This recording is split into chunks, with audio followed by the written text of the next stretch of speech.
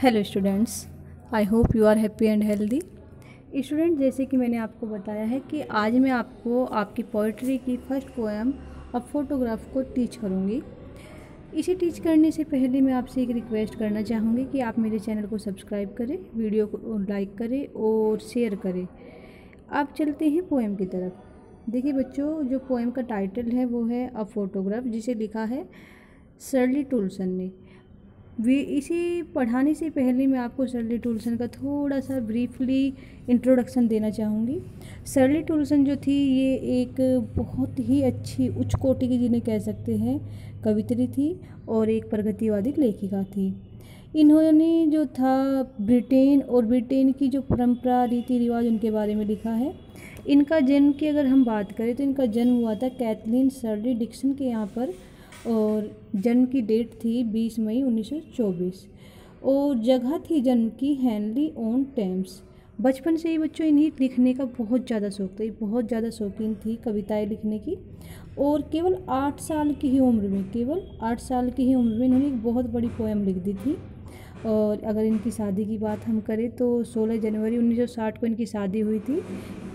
शादी जो इनकी हुई थी वो हुई थी एलन ब्राउन जोन के साथ।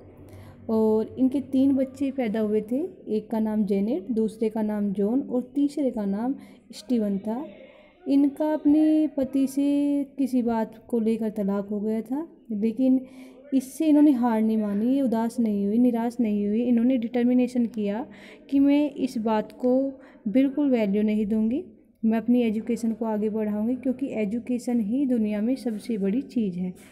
एजुकेशन हमें बहुत आगे ले जाती है, ये इन्होंने सिद्ध करके दिखाया। आज ये आपकी कविता की कवित्री बन के आपके सामने है, आप इसे पढ़ रही हैं और मैं इन्हें पढ़ा रही हूँ। तो ये इनकी सफलता का सबसे बड़ा उदाहरण है। एक बहुत ही ज़्यादा खुशमिजाज ये लेखिका थी, पोएटेस थी, और साथ में एक पत्रकार भी थी, जो बहुत ही ज़्यादा जिन्हें नॉलेज थी हम कह सकते हैं। और इतनी ज़्यादा खुशमिजाज थी ये थी, मतलब हंसमुख थी कि कोई भी इनके गंभीर होने का जो है आइडिया नहीं कर सकता था कि ये गंभीरता से भी लिख सकती है। लेकिन जब इनकी रचनाओं को लोग पढ़ते थे तो उन्हें बहुत आश्चर्य होता था कि कितनी गहनता लिए हुए इनकी रचनाएँ होती है। इनकी कविताओं में बहुत ज़्यादा सेंसिटिविटी आपको देखने को मिलती है, अलर्टनेस देखने को मिलती है, और ये बहुत ही ज़्यादा विचारशील और बहुत ज़्यादा लोग इनको गहनता के साथ पढ़ते हैं। ये तो था इनका इंट्रोडक्शन। अब थोड़ा सा पोएम का इंट्रोडक्शन कि पोएम में पोएटेस क्या कहना चाहेगी, क्या इसकी मेन थीम है। देखने में आपको ये लगेगा कि पोएटेस जो है अपनी माँ के बारे में बात कर रही है, बता रही है कि जो मेरी माँ है अब वो मेरे पास नहीं रही है, और उनकी याद के रूप में वे उनके एक फ़ोटो को लिए हुए हैं, और उसको देख के भी कहती है कि फ़ोटो मुझे याद दिला रहा है उस समय को जब मेरी माँ जो है इसको लेके बैठा करती थी और अपनी यादों को ताज़ा किया करती थी, अपने बचपन की, अपनी जवानी की यादों को ताज़ा किया करती थी। लेकिन अब मेरी माँ यहाँ पर नहीं है तो मुझे केवल दुख हो रहा है, उनकी याद आ रही है, और ये जो फ़ोटो है मेरे दुख के टाइम में थोड़ी सांत्वना मुझे देता है, क्योंकि इसे देख के मुझे ये लगता है कि मेरी माँ मेरे पास है। और अगर हम इसके दूसरे मीनिंग पर जाए, जो रियल मीनिंग है इसका, जो पोएटेस कहना चाह रही है, जो कवित्री कहना चाह रही है, जो शर्ली टुलसन कहना चाह रही है, वो ये है कि जो इंसान है, जो सारी मानव जाति है, वो सभी जो है किसी न किसी प्रकार का अपने जीवन में नुकसान देखती है, किसी न किसी प्रकार की उदासीनता उसके जीवन में आती है। ये पोएटेस कहना चाहती है, और साथ में ये भी कहना चाहती है कि कोई भी इंसान दुनिया में अमर नहीं है, कोई भी प्राणी दुनिया में अमर नहीं है, सबका अंत एक न एक दिन होना ही है। जो चीज़ें हैं वे यहीं पर रह जाती हैं, इंसान चला जाता है, यही वे कहना चाह रही है। और इस पोएम को उन्होंने 3 एज में डिवाइड किया है। सबसे पहली एज वो जब माँ की जवानी का टाइम, उसके बाद वो एज जब माँ उनके साथ हुआ करती थी और उस फ़ोटो को देख के उनको कुछ बताया करती थी, और तीसरा टाइम वो जब माँ चली गई है और पोएटेस अब उन्हें याद कर रही है। तो 3 समय को उन्होंने दर्शाया है। सबसे पहले माँ की जवानी को, फिर उनकी जो है बड़ी एज को, और उसके बाद फिर जो है उनके मरने के बाद की अवस्था को, कि इंसान चला जाता है, केवल उसकी यादें रह जाती है। ये कहना चाह रही है पोएटेस, ये इसकी मेन थीम है। अब चलते हैं पोएम को लाइन बाय लाइन पढ़ते हैं। देखिए, यहाँ से आपकी पोएम स्टार्ट है, देखेंगे। The cardboard shows me how it was when the two girls cousin went paddling। देखिए ये जो कार्डबोर्ड है, कार्डबोर्ड का मतलब होता है गत्ता, जिसमें फ़ोटो लगाया जाता है एक तरह का, ठीक है।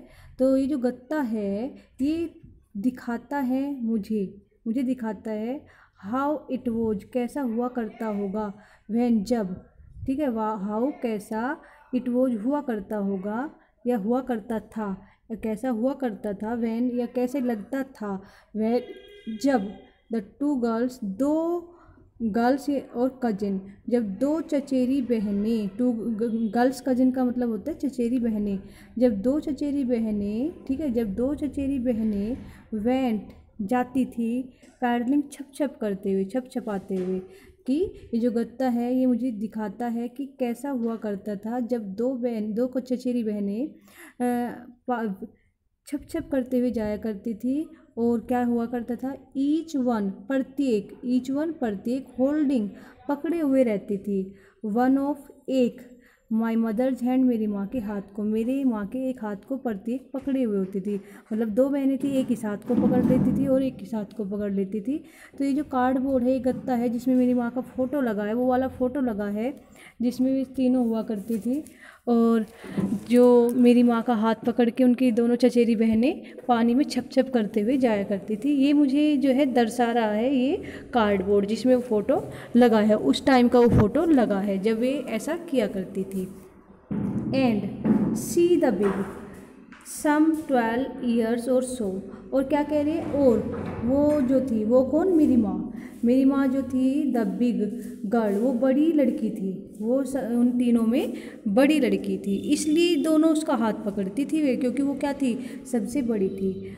सम 12 लगभग 12 की, 12 years 12 साल की, और सो या उससे ज़्यादा की, और का मीनिंग या, और सो का मतलब उससे ज़्यादा की, कि मुझे ये जो गत्ते में लगा हुआ फ़ोटो है मेरी माँ का और उनकी चचेरी बहनों का, ये उस समय की याद दिलाता है जब दोनों मेरी माँ की चचेरी बहनें मेरी माँ का प्रत्येक मेरी माँ का एक हाथ पकड़कर पानी में छप करती हुई जाया करती थी, क्योंकि मेरी माँ सबसे बड़ी लड़की थी, लगभग 12 या उससे ज़्यादा साल की। ऑल थ्री स्टूड, वे तीनों ही क्या करती थी, वे तीनों ही खड़ी हो जाती थी, स्टिल, बिल्कुल स्थिर, मतलब नहीं, बिल्कुल एक जगह खड़ी हो जाती थी, हिलती नहीं थी, स्थिर हो जाती थी। टू स्माइल, हंसते हुए, थ्रू यानी कि में से, देयर हेयर, अपने बालों में से, तो वे तीनों ही स्थिर खड़ी हो जाती थी, एक जगह जम के खड़ी हो जाती थी, अपने बालों में से हंसते हुए, अपने बालों तक हंसते हुए, यानी कि पूरी मुस्कुराहट खिल के, मतलब इतनी चौड़ी मुस्कुराहट कर लेती थी कि उनके बालों तक जाती थी, उनके बाल जो चेहरे पे गिरे हुए थे वहाँ तक उनकी स्माइल दिखाई देती थी, या कह सकते हैं आप कि उनके बिखरे हुए जो बाल थे उनमें से मुस्कुराती हुई खड़ी हो जाती थी, तीनों की तीनों, ठीक है। एट द अंकल, किसकी तरफ मुस्कुराती थी वे, at the uncle with the camera, कैमरे के साथ, एट द अंकल, अंकल पर, उन अंकल की तरफ जो कैमरे के साथ होते थे। जब आप फ़ोटो खिंचाते हैं तो कैमरामैन कहता है ना स्माइल कीजिए, तो ऐसे ही भी तीनों जो है खड़ी हुई थी बिल्कुल स्थिर और हंस रही थी, अपने बालों में से अपने बालों तक हंस रही थी, पूरी मतलब उनकी स्माइल चौड़ी थी और उन अंकल की तरफ मुस्कुरा रही थी। एट मीन्स पर, उन अंकल की तरफ जो कैमरा लिए हुए थे, उन अंकल की तरफ मुस्कुरा रही थी, उन चाचा की तरफ मुस्कुरा रही थी। आगे देखिए, अब स्वीट फेस, स्वीट मीन्स प्यारा, वैसे स्वीट का मीनिंग क्या होता है, मीठा होता है, लेकिन यहाँ पर स्वीट का मीनिंग क्या है, प्यारा है। एक प्यारा चेहरा, फेस मीन्स चेहरा, और थ्रू का मीनिंग मैंने क्या बताया आपको, थ्रू यानी तक बोल सकते हैं या से बोल सकते हैं, ठीक है, से या तक।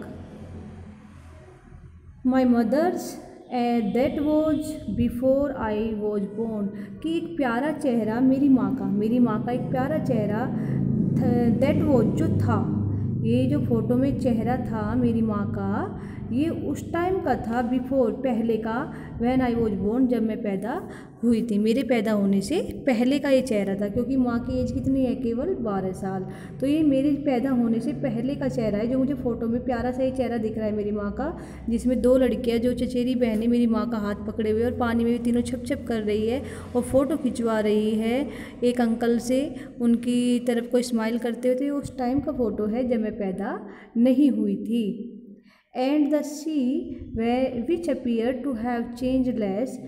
और जो समुद्र है, ये समुद्र जो है जिस पर ये फ़ोटो लिया गया है, जहाँ पर खड़े होकर फ़ोटो लिया गया है, विच जो अपीयर्स प्रतीत होता है, टू हैव चेंज यानी कि परिवर्तित हुए, परिवर्तन को लिए हुए कह सकते हैं। हैव मीन्स लेना होता है, लेकिन यहाँ पर इसका मीनिंग क्या है कि परिवर्तित हुए, लेस कम, कि जो समुद्र है ये ऐसे प्रतीत होता है जैसे कम जो है चेंज हुआ है, कम बदला है। कि जिस समुद्र पर ये फ़ोटो लिया गया है, जिस समुद्र पर ये फ़ोटो लिया गया है वो प्रतीत होता है कम बदला हुआ था, वो इतना बदला हुआ दिखाई नहीं देता है। लेकिन मेरी माँ की ज़िंदगी पूरी तरह से बदल गई है। उसके बाद क्या हुआ, उस फ़ोटो के बाद मेरी माँ की शादी हुई, शादी के बाद मैं पैदा हुई, फिर मेरी माँ जो है बड़ी हुई, फिर बूढ़ी हुई, फिर मेरी माँ चली गई।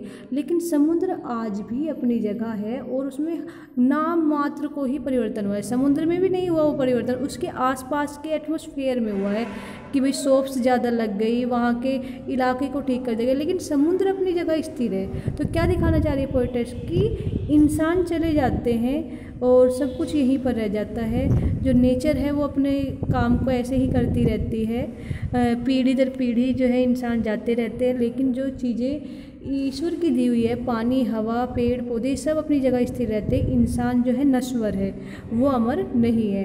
एक इंसान जाता है, दूसरा आता है। यही पोएट्स कहना चाह रही है अपनी पोएट्री के थ्रू।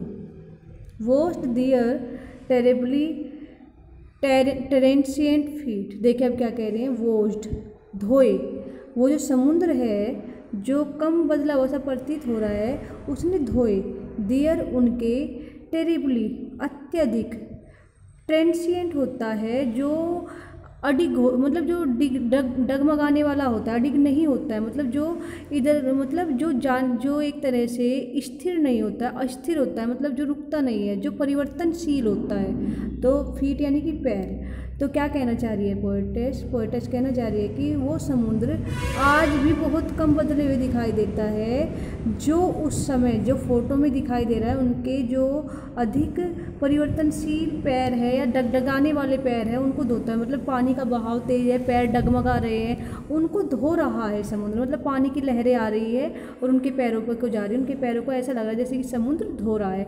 तो पैरों को जो यहाँ पर इन्होंने डगडगाने वाले कहा है, डगमगाने वाले जो पैर कहा है, क्यों कहा है, ये दिखाया कि जो पैर है एक इंसान के जाते रहते हैं दुनिया में से दूसरे इंसान के आते रहते हैं। एक इंसान दुनिया में पैर रखेगा और दूसरा चला जाएगा। तो क्या है, मानव आते हैं जाते हैं, यही लगा रहता है, कोई भी इंसान अमर नहीं है, वो इस दुनिया में हमेशा के लिए नहीं रहता। यही पोएट्स कहना चाह रही है समुद्र और पैरों के थ्रू। ठीक है, समुद्र क्या है, ये दुनिया है, ये अपनी जगह रहती है, ये पृथ्वी तो कोई बदल नहीं सकता, ये अपनी जगह पर ऐसे ही रहती है। लेकिन इंसान आते हैं और फिर इसमें से चले जाते हैं। लेकिन पृथ्वी कहाँ है, पृथ्वी या धरती है, ये सारी चीज़ें तो अपनी जगह स्थिर है, समुद्र तो वही है, बस उसमें थोड़ा परिवर्तन आ जाता है। जैसे दुनिया में आपने देखा होगा भाई, पहले घर किसी और तरह के हुआ करते थे, पहले घरों में ये और प्रथाएं हुआ करती थी और नियम कायदे होते हैं, चेंजेस तो थोड़े बहुत आ जाते हैं, लेकिन धरती अपनी जगह ही है, सारी चीज़ें वही है। उनको करने का तरीका बदल जाता है, खान पान का तरीका बदल जाता है, पहनने का तरीका बदल जाता है, हमारा रहने सहने का तरीका बदल जाता है, लेकिन धरती वो की वही है, उसका सामान सब कुछ वही है, वो नहीं जाता है। केवल क्या होता है, इंसान चले जाते हैं, फीट इंसान यानी कि इंसान चले जाते हैं, आते हैं चले जाते हैं, आते हैं चले जाते हैं। लेकिन ये जो समुद्र है, दुनिया रूपी जो समुद्र है, ये अपनी जगह स्थिर है। इसे कोई, इस दुनिया में सब आते हैं, समुद्र में सब आते हैं, पैरों को धोते हैं और चले जाते हैं। ये मतलब दुनिया में आते हैं, अपने कर्मों का निर्वाह करते हैं और चले जाते हैं। ये पोएट्स कहना चाह रही है। आगे देखेंगे, some 20-30 years later she laughed at the snapshot. देखिए, सम कुछ या लगभग, 20 यानी कि 20, 30 यानी कि 30, ईयर्स लेटर, लेटर मीन्स बाद में, ईयर्स यानी कि सालों के। ठीक है, कुछ 20 या 30 सालों के बाद, सी लाफ्ड, सी वुड लाफ्ड, यहाँ पे वुड है जो शॉर्ट फॉर्म में दिया हुआ है, सी वुड लाफ, वो हंसी होगी। ठीक है, विल की पास्ट फॉर्म है, होगी। ठीक है, वो हंसी होगी, पास्ट जो फ्यूचर टेंस है वो पास्ट में दिखाया गया है कि उसने ऐसा किया होगा, लग रहा है कि भाई ऐसा किया होगा, हमें कंफर्म नहीं है, लेकिन पास्ट में ऐसा हुआ होगा। शी लाफ्ड, वो हंसी होगी, शी वुड लाफ्ड, वो हंसी होगी। एट द स्नैपशॉट, स्नैपशॉट यानी कि फ़ोटो, फ़ोटो पर हंसी होगी। जो उसमें लगा हुआ है कार्डबोर्ड में, जो फ़ोटो लगा हुआ है, गत्ते में जो फ़ोटो लगा हुआ है, उस पर वो हंसी होगी मेरी माँ।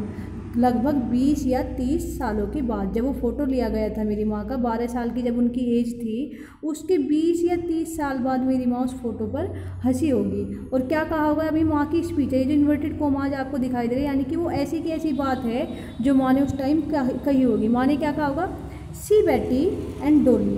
बेटी और डोली कौन है, माँ की चचेरी बहनें। कि देखो, सी मीन्स देखो, बेटी एंड डोली, बेटी और डोली को सी वुड से, उसने कहा होगा, माँ ने कहा होगा कि देखो बेटी और डोली को, इनको देखो।